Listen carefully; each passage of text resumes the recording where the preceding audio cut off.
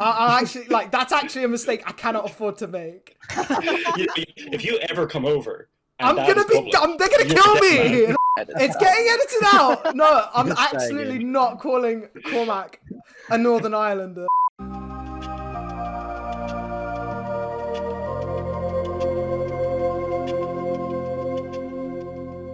What's good, YouTube? It's Marty from The Disciples here with a couple of our, again, new faces all around, except for Cormac, which actually, no. New face for the team, kind of, maybe. Say hi, Cormac. You're now an official disciple. Hello, back again. Unofficial, official, something weird. Anyway, yeah. No, you're official now, I swear. Yeah, we made the post, so, yeah. Sick. And we've also got part of Burgundy now. Let's go. You're in the Burgundy now, boys. And we've also got another team member with us today, Tim Chan, our long-awaited. Hello. It's our resident dragon duelist. And we also have another guest today with us, Tier Zero's very own, very finest, Joe White. Say hello to the viewers. Hi guys, I'm the opposite of Burgundy. Right, and let's get into it. So this weekend we had the Brotherhood 1K, a big-ish regional type event. Pretty much regional. Yeah, it was a pretty big event. About 78 players showed up, and we were just going to talk about that pretty much today. So yeah, do you guys want to take it away? Yeah, I'll go. Honestly, it was a great event. It's like besides Liverpool, it was like the first proper official event back by all my boys, and it was just great. Honestly, like the atmosphere was great. It was good seeing all my mates, and it's the first actual tournament of the new format.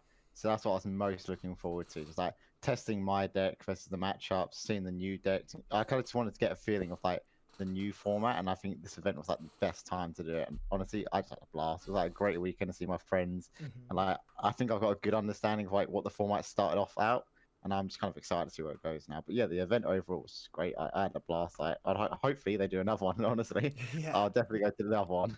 Yeah, we can definitely talk more about the format as we progress through this.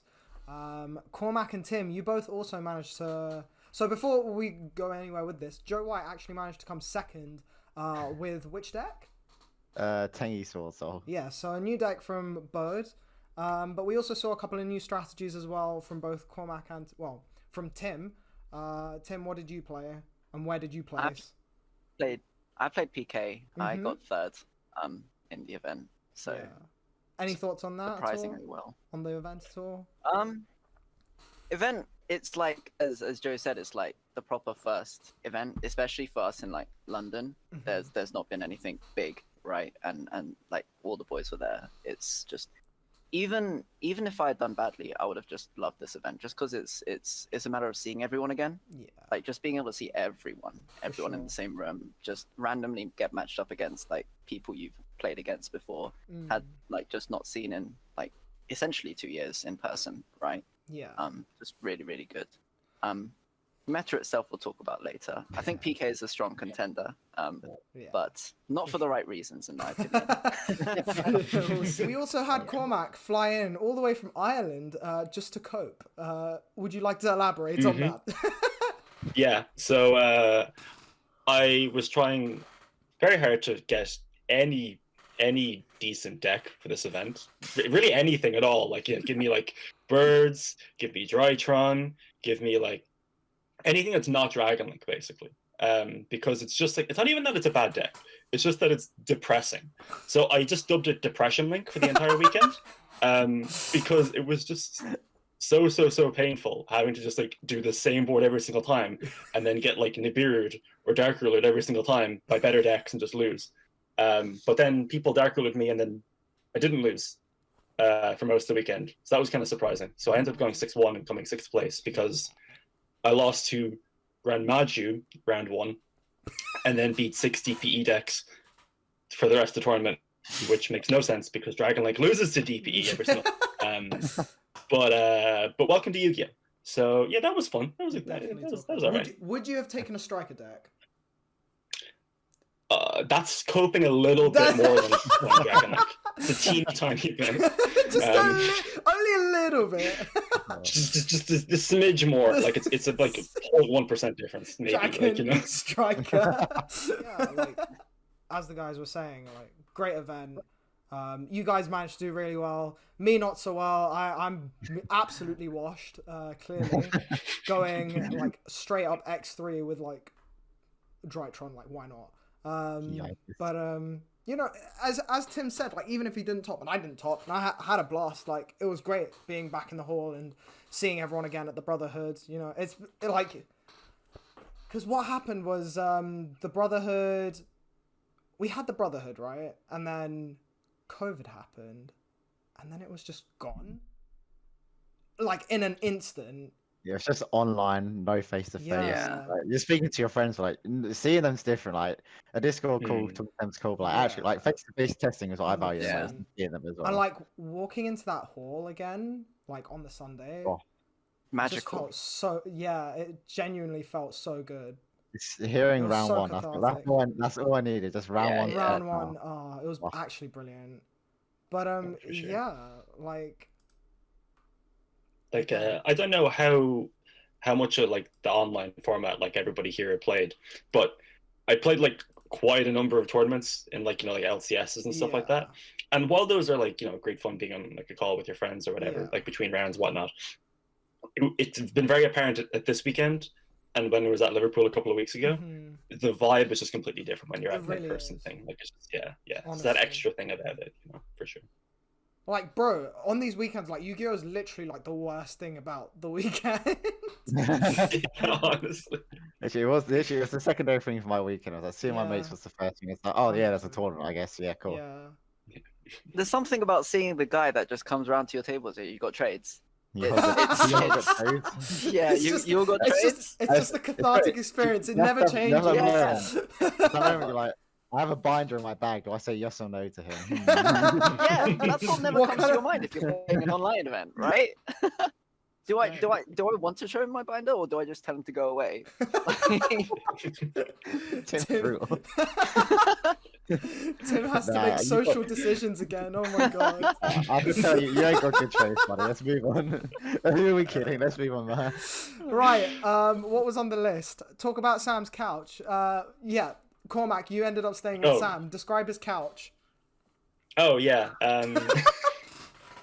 So I didn't like really plan very well for this at all. I just said, "Hey, am I able to come to this?" And everyone was like, "Yeah, sure, it should be fine." And then I booked, and it was like, "Where are you staying, by the way?" I was like, "Oh, I didn't figure that part out yet." So we were Good just like, question. I really love anyone the have part a where you had floor? your flight. You had your flight and you just didn't think about it. Got a No, boarding- no, I was boarding like, pass it'll without work me. itself out. Generally does. It's fine. And Sam offered to be like, "Hey, I've got like a couch, whatever. It's fine." I was like, "Alright, okay, cool. It's grand. It's all fine. It's all good." It was fine. It was fine. It was more the case of, I was like, okay, right. I know Sam goes to bed early. Everyone here knows that Sam goes to bed very early. So I was just like in the room, like by myself, and I was like, okay, what do I do here for the next like hour? So I was just like hoping that people were just like on a Discord call. Like, It's 8 p.m. You've eaten and gone to bed. What do I do? yeah. Like it's like I felt like I'm the parent. I put my child to bed or something. It's like, Sam really like But- that. Bed. Oh my god. Look, But no, it was great. Cormac, was fine. before you finish, right? This is absolutely Mhm. your chance, your open platform to just slander Slam. Like, just go for it. And you're on the team now as well. Like, you have nothing to lose. I know, yeah. I know.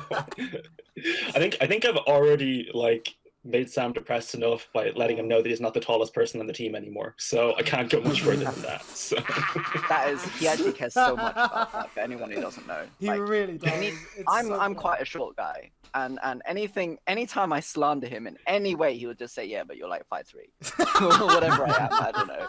And it's just his go-to. Bro, he does This the is. He does the same thing to anyone that's like an Yeah. inch shorter than him. Like, what the fuck? Anyways. Oh, God. how long have we? Okay. What else? You're already looking at the time. What is this, Muddy? Bro, I don't know what else to fucking. Riley's right. Thanks for watching. The Thanks for count- watching, bro. Like we've done our bit. We've slandered Sam. Like we've said Yu-Gi-Oh's trash. Like Really, that's I all we think came think for. from here on out we can always have just a Sam slander segment. I think that's something we need to make happen. yeah. Slander. You can create like a little theme song and everything. Yeah, a little jingle, a little graphic on the thing, and just like goes pop on the out screen. just pop into the Nah, screen. Yeah, Tim, exactly. Tim, we can definitely get you on that. That sounds like something. That sounds No, like I can't. something for you and your musings. And Anyway, the next video is just Sam reacting to all of them. right. Speaking of Sam slander, he was playing striker today, and that is mega copium, as we've already Oh, said. So let's talk Oh, about the yeah. meta going forwards. it was him. Let's just begin with striker is not the one, boys. Like Bro, at the moment, it is No. not the one. It might Ray become is the not one. there. I'm not a striker bro, player. it was I'm not him an and Henry, innovator. and they were just Yes, mad yes. coping. And it was Oh like, my nah. Did you see what Sam came up with like the week before with his like monkey invoked mech Oh, Knight yes. deck? He was Nah, playing nah. like 20 trap invoked. It was just Solemns Wait, trap. invoked. Yeah, traps. Ice Dragon's Prison, Solemns, invoked engine, pray. Pray you No, get to win the die he was roll playing, and he was flip a playing bunch of DP Solemns as on him. well. He was playing DP as well for Denia and Mali, so that his turn 3. It wasn't going second invoked or going first invoked. It was No, going no. third invoked. So like, I don't think he'll appreciate us leaking his like super secret invoke strategy. It is what it is. Sorry, Sam. Oh my Sorry, God. Sam. We just leaked the best deck. Oh, no. Anyway, so like, yeah, so we There saw was a lot of decks, right? decks, yeah. There was a lot of decks. Yeah. Like, is it new format? Is it just new format jitters or like? So Yeah, I if think we- it's like yeah. okay, it's like a combination of like you want to play like the new meta decks because like you've tested a lot and like people don't really know what to do against it, so it's that advantage. Right? It's Yeah. always like this new format. Do I just play what I'm comfortable with and know like I'm gonna be good with my deck? I know the interaction. I know my deck very well. It's seal pass. like, Pretty I much. just learn the interactions of the format and I'll be okay. So I think like it was a wide diverse to that. Mhm. And yeah, I just think there was a crazy amount of decks to be honest. Like every Yeah. table was like different decks. I don't think I saw a mirror match, which I find very weird to stream. Like, Yeah, so. right. And if we look at like the decks that people played on our team, specifically, like for example, like we had a load of different decks going in. We had like 2 people playing Lyralust Try. We had 2 people playing Striker. We had what else? We had Tim playing PK, of course. Cormac playing Dragon, D-Link. Sam Pearson playing Sky Striker. Yeah, the 2 strikers. Leon playing Leon deck. Me playing Drytron. You Yeah. know, it's all the same. Like it's how it's usually been for the team. Actually, I'd say. But Yeah, again, yeah. seeing all of these decks and especially some new strategies as well, definitely quite refreshing to see. Yeah, it's I cool to think- see like other people's intakes and like their Mhm. decks. Like so on new format, you think like I tested Soul Sword Tengi. I was like, yeah, like oh, I love this deck. I think this is the best Tengi version.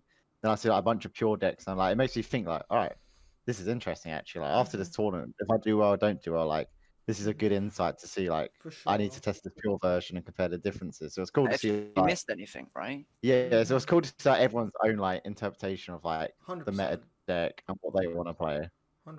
So I think that's a good starting point, actually. Like, I think the biggest question mark of the format at the moment is Sword Soul, right? It's the newest deck. It's the one that incorporates the most new cards, I'd say. For sure.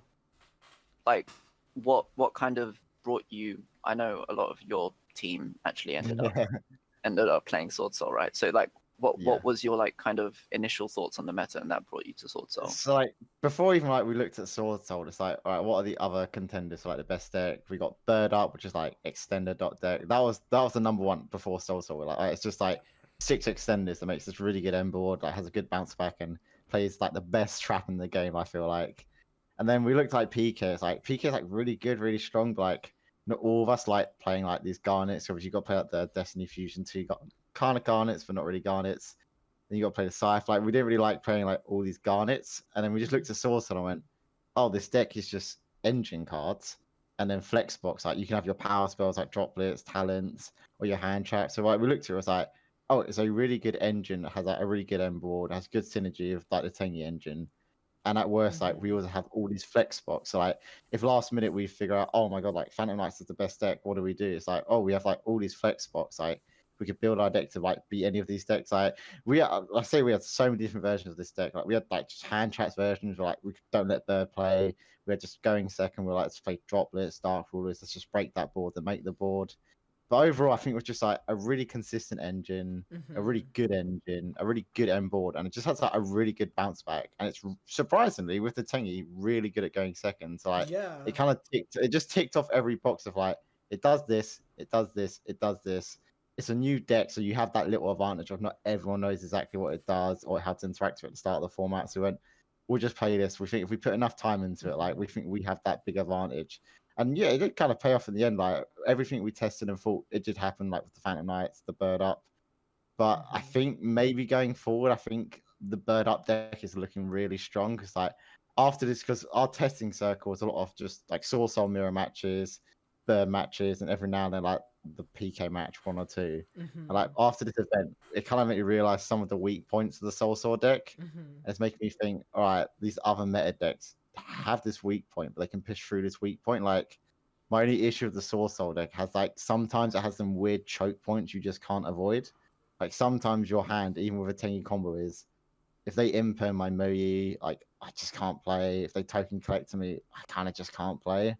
But I think that's something we're gonna figure out as the format goes on. But yeah, overall the decision was just really consistent deck, good end board, good bounce back. Yeah, 100%. And it seems like you guys definitely put a lot of deliberate thought, other than just this is, other than this is the new deck. We want to play the new deck, right? It sounds like you definitely covered a lot of your bases with some of the higher end matchups of the format. Yeah, we respected like there was just insane decks that had to be respected. Of course.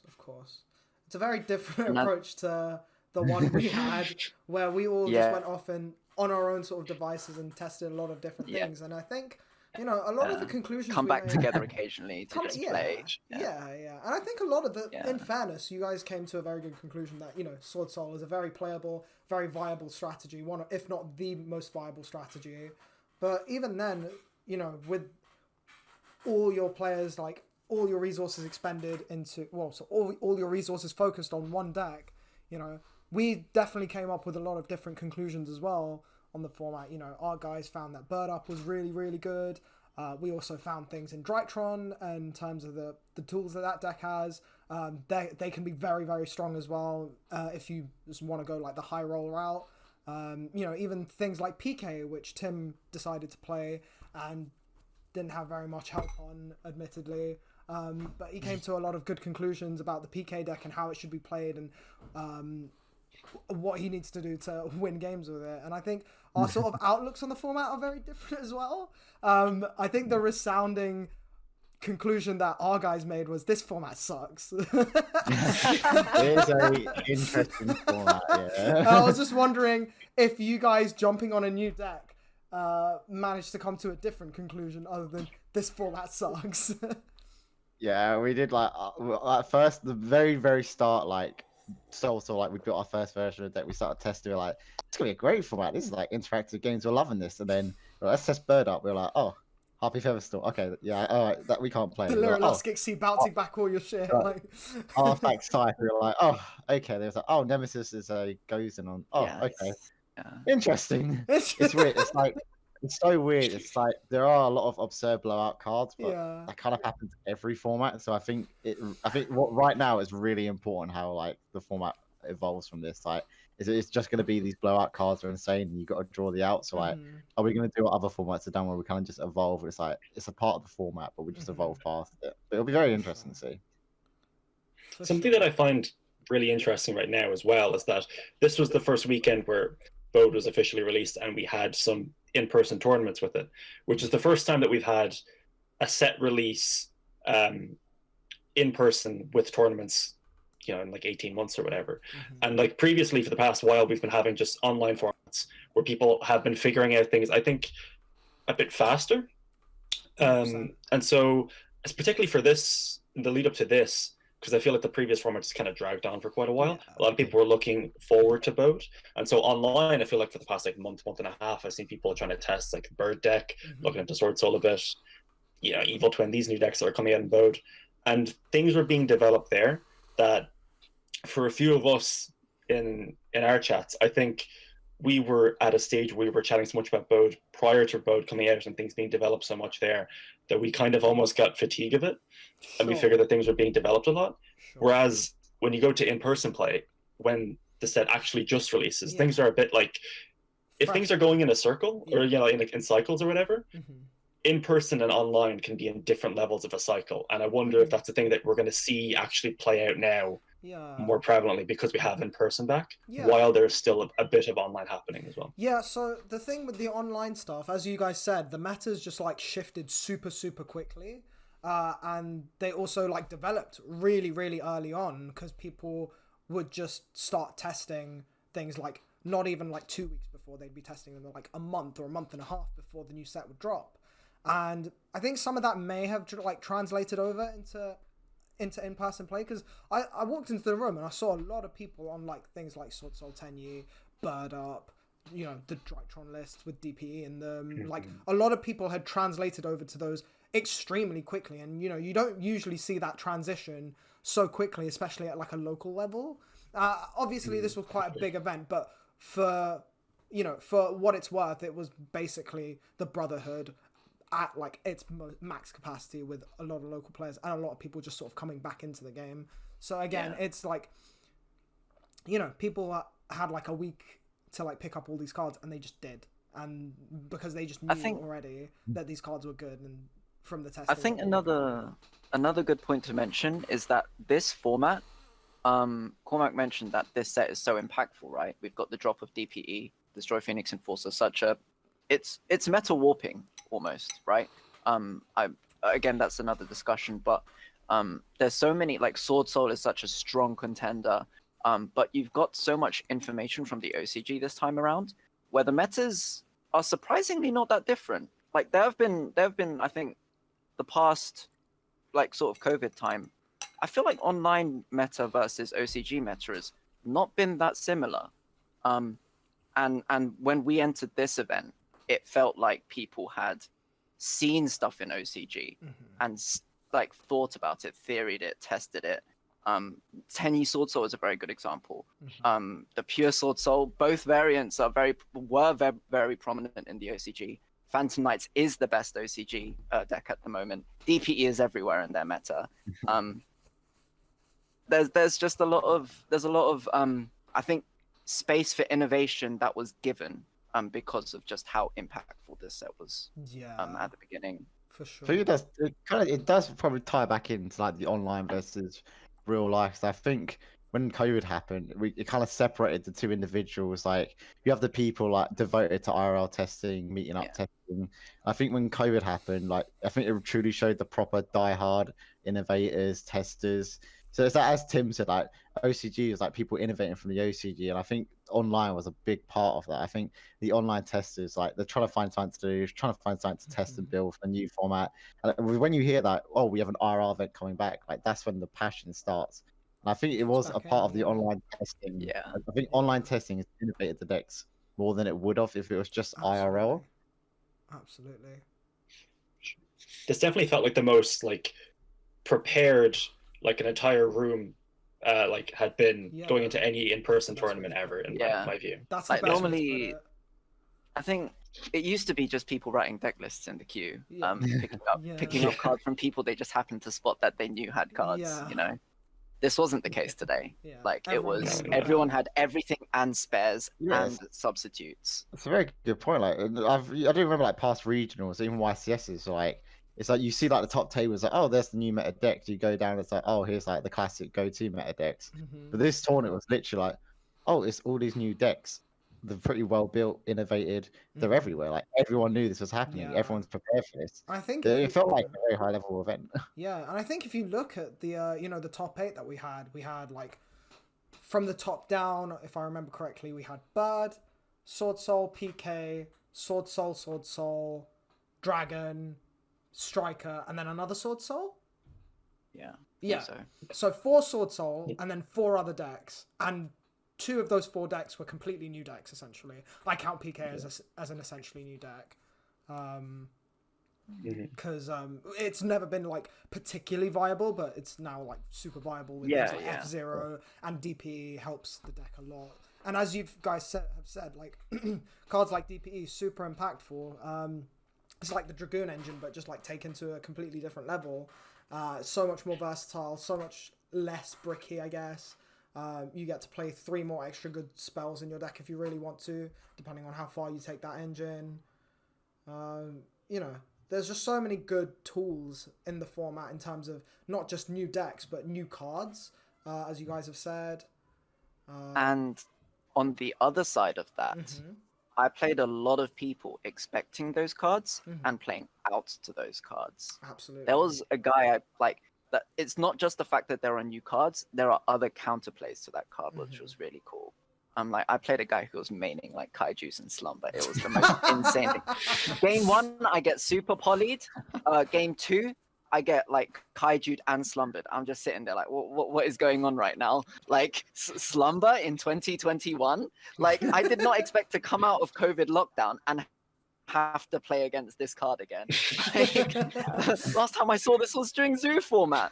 Like there's just so many cool things happening right now because that just purely because this set has so many like DPE as a card. Like OCG, I think I keep coming back. It's a lot of my theory was looking at like OCG and saying like, oh, this is what they did. Why did they do this? Stuff like that. But I got super polyed for Guilty Gearfried, I think it is. Requires 2 warriors with different attributes or something. Something like that. I got like, yeah, it's just these innovations is like, it's just really cool to see, honestly. And with a card like DPE, if everyone focuses on it, there's going to be the people who play it and the people who play around it. And I think that's really, really for sure. Agree. Right. From the weekend, go ahead. Speaking of like weird deck lists, by the way, does anyone have anything weird that came out? I was about to say, anyone got any salty moments or any cursed losses or anything like that? Because I have loads. There was a Goki deck that topped a regional this weekend as well. I think was that Henman? No, it was some random guy. It's like 42 card Goki deck and just swifted everyone. What? How? God. Yeah, what does that deck it's crazy. do? Does it just kill people? I think it's just like the normal. It's like the warrior deck, but it's just like, I just really like rematch. So I'm gonna play a rematch. It says summon too. It's broken. It's broken. Like, what do you want? Oh my God. I think it's your time, Marty. No, I can't go. I think this is your time. I can't go into like too much detail, otherwise it's gonna be like it's gonna get really flow through it's gonna get really mean because I was like 24-hour podcast. Yeah, bro.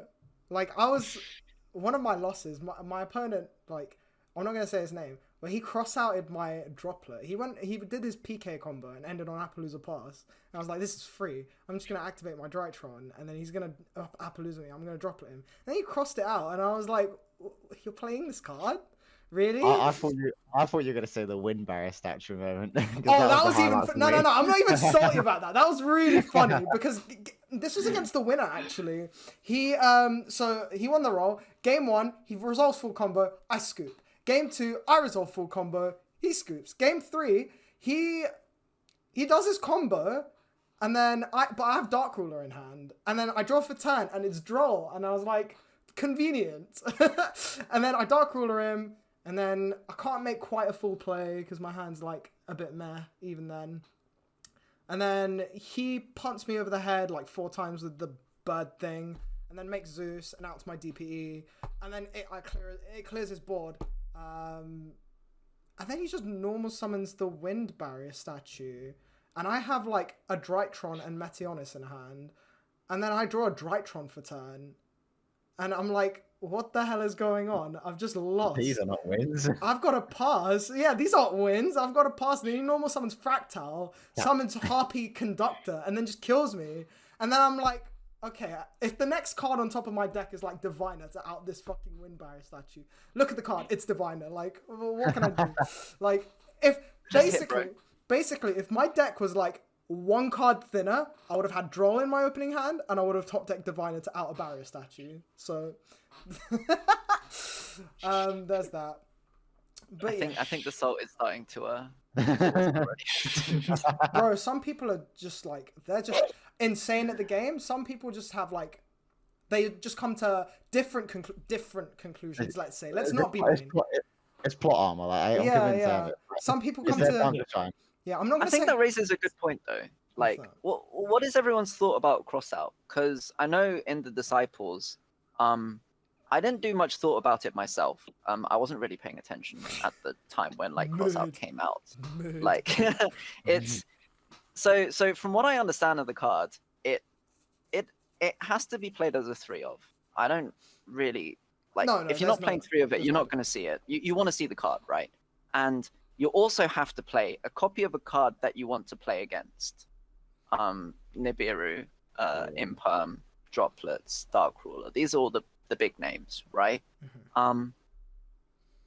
Obviously, I know Joe, you guys, we don't do much theory together, so I assume you have a very like much more different outlook. It's kind of the same opinion. It's like I feel like Crossout was a card that like when it was first announced the OCG, we were desperate for it.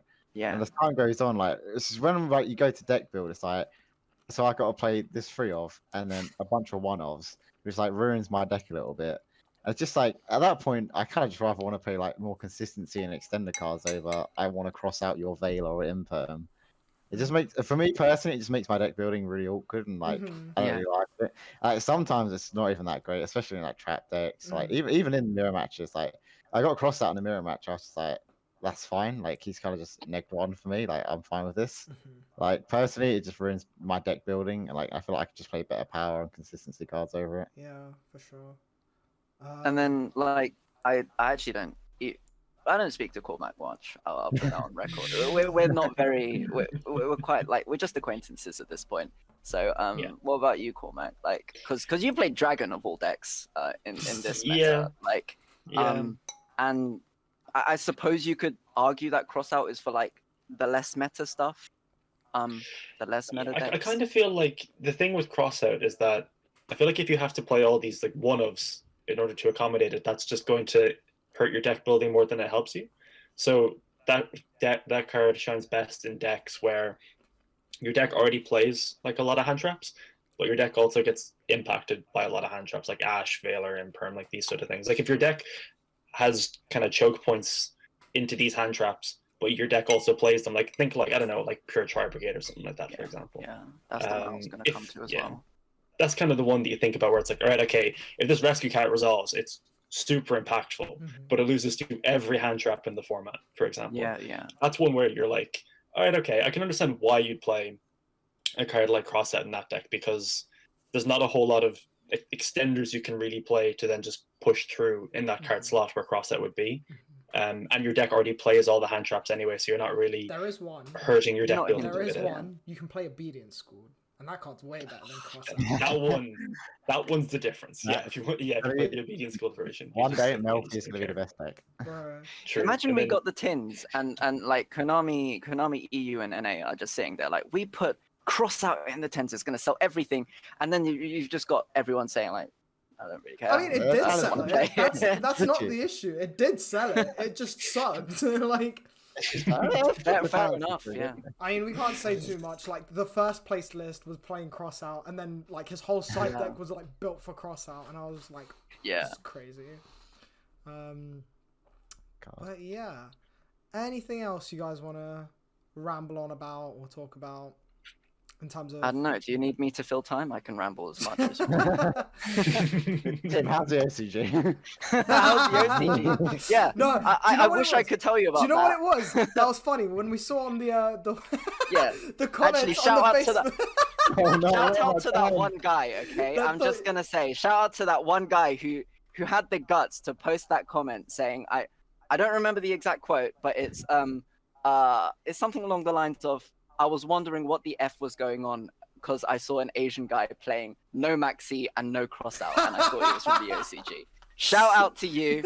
Okay, kudos. I had a really You made good him laugh laugh. at that one. Yeah, that was a really good laugh. Any other closing thoughts from you, Cormac or Joe? Should we do? What do we think is going to be the best deck going forward? Like Sure. overall, Yeah. because I think that's very interesting. Because I think there's a lot of options. I'll start off. I think Bird Up's going to be the deck that innovates itself the most to be the best deck. Sorry, That deck. Yeah. I've No, stolen Tim's answer at school. He's like, "Oh, I've got right." well, I don't think it is my answer actually. It's just the fact that I lost to Gabe, like a teammate, Bird Up. and he had 4 monsters to negate, and I had droplets and only 3 cards to discard of it because I needed to play the game myself. It was Yeah, I think interesting. that deck, I think, is going to evolve to a point, especially with the Tri Brigade cards, where it's going to be able to out like the cards that beat its board. And I think it's just when it's like 6 extended dot deck, I think that deck can shine. So I think personally, Bird Up's going to be the one that excels going forward. Yeah, I definitely think it's like probably the deck that you can see its potential already, and then there's still room to innovate on it, Yeah. as opposed to like a lot of the deck in the format. Yeah, exactly. That's the thing, right? Like there's already people like trying things. Like you see, most people were citing something like a Judgment or a Featherstorm already. Yeah. And then people are going to figure out more things as it goes along. Some people have already figured out things I know about that are like trying to just find ways to beat like the board breakers, because what everyone figured going into this, and what I think surprisingly took hold fairly quickly in person. Like this happened like online, like maybe like a week or 2 ago, but it took like quite a while into like online testing people to really come to this consensus, was that board breakers were just going to become predominant in main decks as opposed to playing hand traps. And board breakers meant to be really good into the Tri Brigade Lyrilisk deck. But then if people are then building to accommodate for that, the deck was already really good into hand traps. So then if it can find ways to then consistently beat the board breakers, then it really does seem like a struggle to find a deck better than that, right? So what I do want to say for hand traps though is we've already referenced them earlier, but there is Arch Nemesis Protoss and Artifact Scythe in the meta. And these are the 2 cards that you saw all of us chuckle when we talked about how the meta, the state of the meta, let's say, and what we thought about it. But those cards, if you thought VFD was bad, wait till it's not just one deck playing VFD. It's everyone playing VFD. Like the fact Dagda just tutors out Scythe, DPE is in every deck. I don't think PK is the only deck that can play this. It's by far and away the best one, I'd say, that can play this combo, but it's not the only one.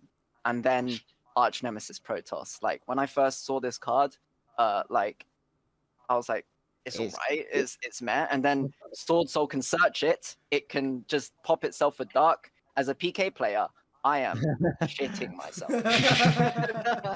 Like I want to be able to play the game. Well, fine. It's kind of hypocritical. Well, but yeah, it's hand traps might end up seeing themselves back in the format to combat these if they pick up popularity, right?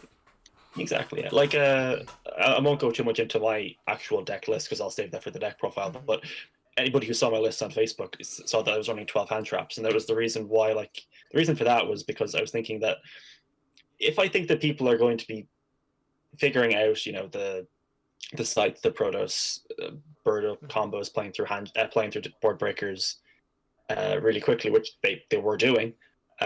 We saw loads of Protoss, loads of Scythe in the room.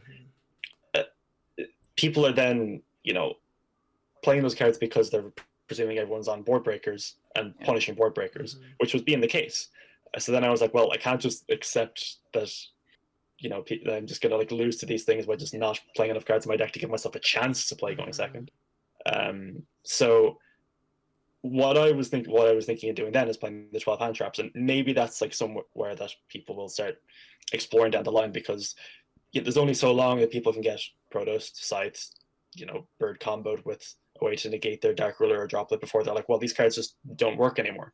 Yeah. So maybe there's going to be a complete other shift to when people are going to try and fit in like as many hand traps back into the deck as possible.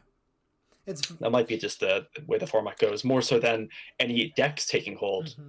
It's more how people then build to accommodate people playing board breakers, And then okay, what right, decks okay. can It what very decks can Yeah. include those? it very right? much becomes Exactly, like a yeah. coin toss of like whether you want to play the board breakers or the hand traps going into a new into a format, or going into a certain event of a format, and just trying to identify which way the meta's shifting. And it does definitely become a coin toss at that point, because We just play Alta, guys. Easy. Yeah, there you go. see, when you said what you thought was going to be the best deck of the format, you know, I was about to say I'm not really one to like pinpoint like what actually is a best deck, because I feel like there's more an overarching archetype of decks that become the best decks. So it's usually like the combo decks, and then the mid-range decks usually find a place in the format as like the most represented decks, followed by like control decks obviously being the best deck, obviously like Altergeist best deck, Striker best deck. Like what do you want? 100%, right? What do you want? Shiz Pass is like the wave, always. Never. Faker's at 3. Faker is at 3. That's all I have to say, guys. Faker's at 3. No, but no. But Faker is a dark. It gets Protossed. Normal summon Melisy. True. That is powerful. Right. Gosh. I think Yeah. we'll close out there. Thank you so much, guys, for joining me. Thank you. Especially Joe White for joining us from today. Thanks for having me, man. And Tim for his first time. We'll hope to see you more on these as you grow older and develop. As I finally qualify for real Yu-Gi-Oh, not just Dragon Duels. Yeah. Right, we're going to close it up there. Thank you guys so much for watching. If you haven't already, subscribe to the YouTube channel, and be sure to check out our social media links in the description below. We have our Facebook and Instagram links. And if you haven't as well, check out our sponsors, MetaMats, Gamers Apparel, and the Brotherhood games, and Card Market. With that all said, thank you guys for watching, and we'll see you in the next one.